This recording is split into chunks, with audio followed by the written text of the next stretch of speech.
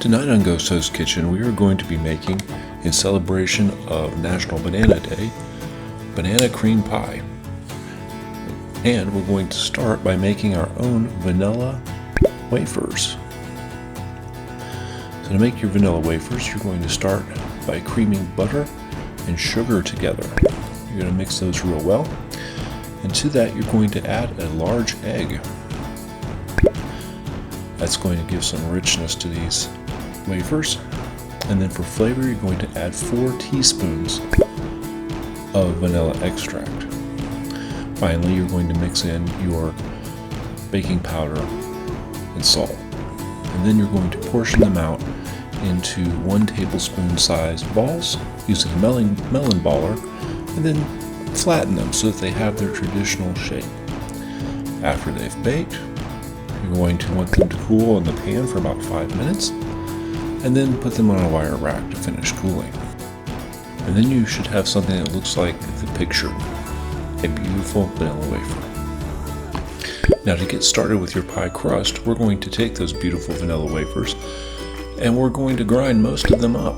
We're going to turn them into a powder. You can do this with a food processor or a rotary food grater. You're going to put those in a bowl. It's going to equal about 1.5 cups to 2 cups. And you're going to mix that with 7 tablespoons of melted butter, as well as 3 tablespoons of brown sugar. Just add that in and simply use a spoon to mix together. It's going to be consistency similar to that of a graham cracker crust, but a little bit softer. Put those crumbs in a 9.5-inch pan, and then you're going to flatten them using the bottom of a spatula or a measuring cup, but you're going to want to cover the entire bottom of that pan. Now to that, you're going to add vanilla wafers all the way around the perimeter of the pie pan. And then you're going to bake it for 14 minutes.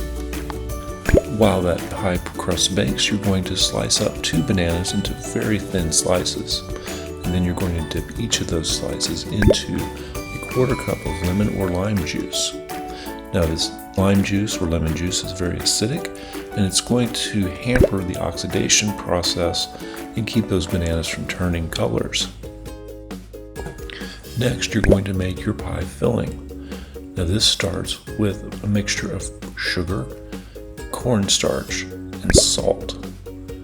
You're going to mix these 3 together in a pan on the stove.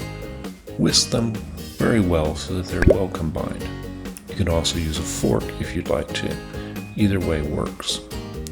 Now to these dry ingredients, you're going to add both milk and heavy cream, as well as a lot of egg yolks, 5 to be specific.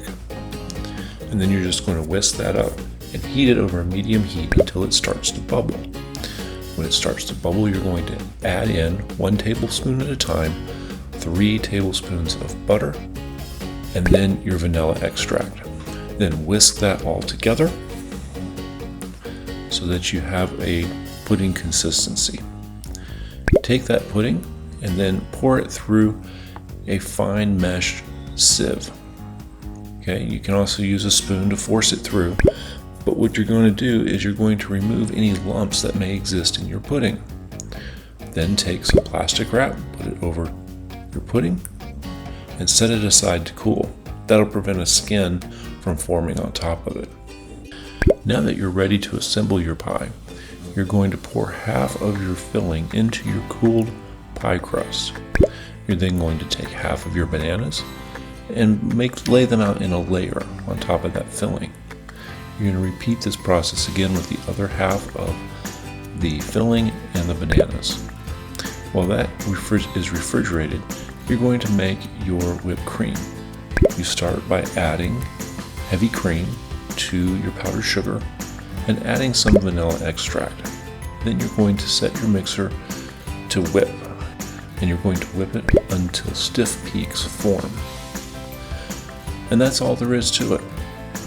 Put that whipped cream on your cold banana cream pie, spread it out, set it aside in the refrigerator for 2 to 4 hours to continue to cool, and set, and then you have a beautiful American classic, the banana cream pie.